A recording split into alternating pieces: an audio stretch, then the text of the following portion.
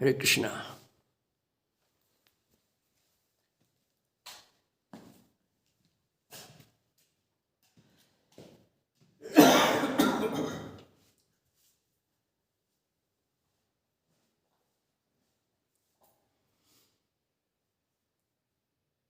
ओम नमो अस्तुय अनंताय सहस्रमूर्तिये सहस्रपादाक्षि शिरोरुभावे सहस्र नामने पुरुषाय शाश्वते सहस्रकोटि युगधारणे नमः।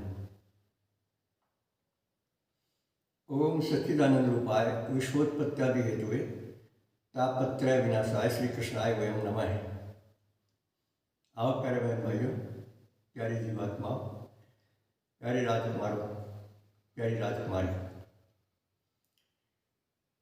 मनुष्य जितने परमात्मा के गुण गाता है, कभी न कभी उसमें से कुछ न कुछ गुण इसके दिलो दिमाग में छा जाते हैं और इसका जीवन सफल हो जाता है। परंतु जब तक ये केवल वाणी से तो भगवान के गुण गा लेता है और उनको धारण करता नहीं, तब तक इसके मन में कुछ और होता है, इसके कहने में कुछ और होता है, इसके करने में कुछ और होता है। क्या कारण है? बहुत बार चर्चा हुई है, शायद आपके ध्यान आ जाए। ये भगवान की योग माया का करिश्मा है। जब तक इस शरीर में अपनापन रहता है, नाम जाति गोत्र आदि रहते हैं, तब तक ना तो ये अंतर्मुखी हो सके और ना केवल वाणी से कहे हुए भगवान के गुणों को धारण कर सके। ये भगवान की माया की प्रबलता है। भगवान की माया ऐसी अद्भुत, ऐसी विलक्षण, ऐसी अनिर्वचनीय है कि इसको समझना किसी भी मानव बुद्धि के बस का नहीं है। बहुत प्यार से बात करने की है, सोचने की है। इस बात को सभी वेद शास्त्र, गीता आदि शास्त्र और वो महापुरुष जो भगवत दर्शन कर चुके हैं और हमारी आपकी अंतरात्मा इस बात को प्रमाणित करती है कि वास्तव में ये सच है। और इस मायाजाल से बचने का एकमात्र रास्ता भगवान की शरणागति। पता नहीं कितनी बार सुना है आपने, शायद बोला भी होगा कि भगवान की माया बड़ी बलवती है, इसमें उलझा हुआ आदमी ना इधर का रहे और ना उधर का। भले ही वो मर्यादाहीन है, भले ही धर्म के 10 लक्षणों में से उसके पास कुछ एक लक्षण हो या ना भी हो, फिर भी वो अपने को बुद्धिमान मानता है, धर्मात्मा मानता है। ये है इसका करिश्मा भगवान की माया का। ये हमें परखना है कि हम कहीं माया की भाषा तो नहीं बोल रहे। इसकी परख क्या है? जिन भगवान के गुणों को हम कहते हैं, गाते हैं, सुनते हैं, यदि वो जीवन में नहीं उतरे, भारतीय मनीषा के अनुसार अथवा अपने अपने धर्म ग्रंथों के अनुसार अथवा अपने अपने महापुरुषों, अवतारों, तालिब इल्मों के अनुसार, गुरु लोगों के अनुसार जीवन नहीं है, मन वचन कर्म एक नहीं है। और सभी में ये सत्ता नजर नहीं आती प्रभु की। बुद्धि में मतभेद रहता है। ये पहचान है, तब तक हम माया के चंगुल में हैं। और जितना जल्दी हो सके इसके चंगुल में से निकलने के लिए सरलता, सादगी, सच्चाई और समर्पण 100% विकसित करने के लिए एकमात्र रास्ता सच्चे मन से भगवान की शरणागति। देखिए, भगवान सब जगह हैं, लेकिन ना दिखें और ना बात करें हमसे। सबसे आम आदमी से भगवान बात करते ही नहीं, न उसे नजर आवे। ये पहचान है माँ के पर्दे की, कि हमारे दिल में भी, दिमाग में भी और आंखों पर भी माँ का पर्दा पड़ा हुआ है। और कितना आसान है ये पर्दा हटाना, आप अनुमान भी नहीं कर सकते और शायद विश्वास भी नहीं कर सकते। दृढ़ संकल्प होते ही, भोजन शुद्ध होते ही, सच्चे महापुरुषों का अथवा अंतरात्मा का सत्संग मिलते ही ये पर्दा स्वतः हट जाता है, बिना हमारे प्रयास के। विश्वास करने वाले लाभ उठाते हैं, श्रद्धावान लाभ उठाते हैं, आस्थावान, निष्ठावान लाभ उठाते हैं। और जिनके पास आस्था, निष्ठा, श्रद्धा, विश्वास का अभाव है,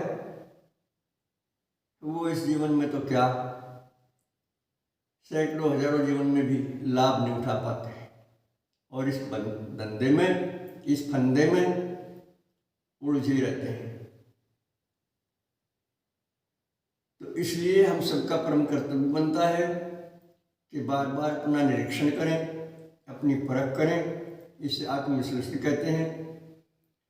जरा से भी मन में कहीं चिंता है, जरा से भी मन में कहीं भय है, जरा सा भी कहीं कलमश है, जरा सी भी दूसरे में बुराई दिखती है, जब तक चाहे वो अपने हों चाहे पराए,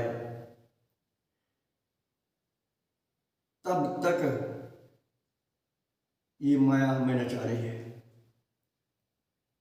बस ये पहचान है, क्योंकि भगवान की शरणागति प्राप्त होते ही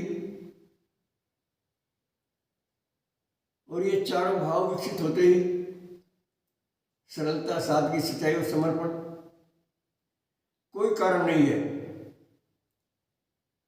कि हम कहीं उलझें या कोई समस्या हमारे सामने आए या कोई भय लगे, कोई चिंता हो, कोई बुनाधेड़ हो, कोई टेंशन हो, सवाल ही पैदा नहीं होता। हर प्राणी में तो क्या, हर जड़ वस्तु में भी, जैसे धातु होती हैं, जमीन को जड़ कहा जाता है, और जिन जिन चीजों को हम जड़ कहते हैं उनमें भी मुस्कुराते हुए भगवान नजर आते हैं। भगवान सदा मुस्कुराते रहते हैं सगुण रूप में। निराकार रूप में तो भगवान प्रकाश स्वरूप होते हैं, और सगुण रूप में वो हमारे जैसे होते हैं। शरीर उनका ऐसे ही होता है जैसा हमारा, लेकिन वो चिन्मय होता है, वो दिव्य शरीर होता है। भगवान के शरीर में नस नाड़ी नहीं होती। वो खाते पीते दिखते हैं, लेकिन खाते पीते नहीं है। वो मनुष्य जिसे कर्म करते हुए दिखते हैं, लेकिन कर्म नहीं करते। सब काम आम आदमी जैसे करते हैं, लेकिन वो कुछ भी नहीं करते। ये भगवान की महिमा है, ये भगवान की विलक्षणता है। और एक और बात बताऊंगा आपको, शायद पहले भी कभी याद दिलाई हो हमने आपके। हमें जागते हुए प्रतिदिन जो प्राणी नजर आते हैं, वो स्त्री हो चाहे पुरुष हो, चाहे नपुंसक हो, कुछ भी हो, पशु पक्षी हो, वो सारे जिंदा नहीं होते। आपको अचंभा होगा, आपको ताज्जुब होगा, किसी न किसी रूप में भगवान हमें दर्शन दे जाते हैं। जो हमारे ईश होते हैं, किसी न किसी रूप में प्रतिदिन हमें दर्शन दे जाते हैं। ये भगवान की अहेतु की कृपा है। अकारण दया करने की कृपा भगवान की है। बिना हमारी प्रार्थना किए, बिना हमारी इच्छा के हमें प्रतिदिन भगवत दर्शन होता है। पर ये पता नहीं किस रूप में होता है, कुत्ते बिल्ली से लेकर पशु पक्षियों तक और जाने अनजाने मनुष्यों के रूप में, स्त्रियों के रूप में प्रतिदिन कभी न कभी भगवान हमें दर्शन दे जाते हैं और हमारी ओर देख कर मुस्कुरा जाते हैं। भले ही हम ना पहचान पाए इन्हें, लेकिन इनके दर्शन करते हमारे पाप नष्ट हो जाते हैं और हमें हमारी जीवनी शक्ति प्राप्त हो जाती है, जिससे हम जीवन धारण करते रहते हैं। वरना ऐसे ऐसे पापी, अपराधी, कुकर्मी हम बन जाते हैं कभी कभी कि धरती भी दहल जाती है। तो इसलिए थोड़ा सा सावधान रहें और अंतर्मुखी होकर अपने प्रभु से जुड़े रहें और या तो निष्काम कर्म सिद्ध करें, कोई इच्छा ना हो काम करने की, कोई लाभ की, कोई प्रशंसा की, कोई उपलब्धि की इच्छा ना हो, कर्तव्य समझकर कर्म करें और या फिर संपूर्ण कर्मों का फल भगवान को दे दें। प्रभु मैंने जो काम किए हैं अथवा कर रहा हूं या करूंगा, उनका फल मैं आपको देता हूं, तो आपकी निष्कामता सिद्ध हो जाएगी। और ऐसा करते ही, दिल से ऐसा करते ही तुरंत उसी समय शांति प्राप्त हो जाएगी, क्योंकि ये गीता का वचन है। श्रेयो ही ज्ञानाभ्यासात् ज्ञानात् ध्यानम् विशिष्यते, ध्यानात् कर्म फल त्यागात् शांतिर अनंतरम। इसमें 1% भी अपवाद नहीं मिलेगा आपको, बस थोड़ा सा सावधान रहने की आवश्यकता है। बस आज इतना ही। सर्वे भवन्तु सुखिनः, सर्वे सन्तु निरामया, सर्वे भद्राणि पश्यन्तु, मा कश्चित् दुःखभाग् भवेत्। हरि ओम तत्सत। हमारे फ़ोन नंबर हैं 7500 39 75 35 96 900 54 725। कभी भी आप संपर्क कर सकते हैं।